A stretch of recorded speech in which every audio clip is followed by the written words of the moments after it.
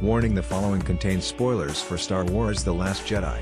30 years of anticipation for the continuation of George Lucas' epic original Star Wars trilogy is hard to live up to. There was a lot of skepticism after Disney bought Lucasfilm and announced that we would be getting new yearly Star Wars installments, starting with Episode 7 of a brand new Star Wars trilogy. The prequels have slowly started to be seen in a better light over the years, but most critics and audiences still had a sour taste in their mouth over the notion of new Star Wars. So it seemed like a miracle when The Force Awakens arrived in theaters and was able to successfully remind everyone about what they loved about a galaxy far, far away. Sure, it drew some complaints over being too much like A New Hope, but true or not, the fact is that it got the franchise off to a new foot and people were excited for Star Wars again, especially for Episode 8.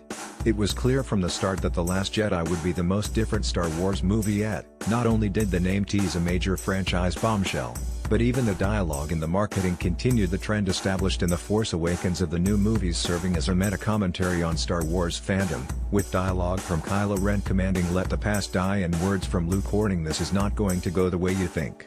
Where The Force Awakens used Starkiller Base to kill the past, wiping away the relevance of the political and military history leading up to the sequel trilogy, The Last Jedi used a familiar face to do the same thing to what we know about the Force and the Jedi by having Yoda's Force Ghost confront Luke and destroy the Jedi Library. While Yoda's thematic and plot functions are all successful in the context of the story, the way the movie handles the topic of Force Ghosts and Yoda opens a can of worms that the franchise may very well never be able to properly resolve.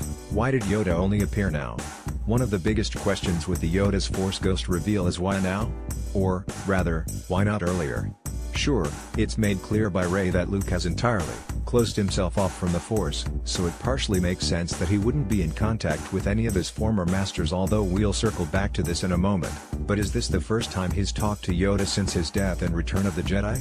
The backstory here could go both ways, but if Yoda and Luke did have any prior interaction, it certainly wasn't during the time of his training of Ben, struggling with his nephew's growing darkness, or deciding to abandon the galaxy and allowing the Jedi to end. No, Yoda found it necessary to intervene in the end only to teach Luke a lesson he could have, should have, imparted years earlier. It's not as if that's inconsistent for Force Ghosts. Obi-Wan speaks to Luke in all three original trilogy movies both to impart casual advice and to provide him aid in critical moments, allowing Luke's story to play out all the way to where it did before Yoda's Force Ghost intervenes demotes Force Ghosts from the status of ethereal guide to something that resembles more of a deus ex machina, existing in the movie not for the sake of internal logic or consistency with Luke's Jedi path in the previous movies, but merely as a plot device to round off Luke's story on the island since no other characters are around to help him through the final stage of his character arc. Where are Anakin and Obi-Wan's Force Ghosts?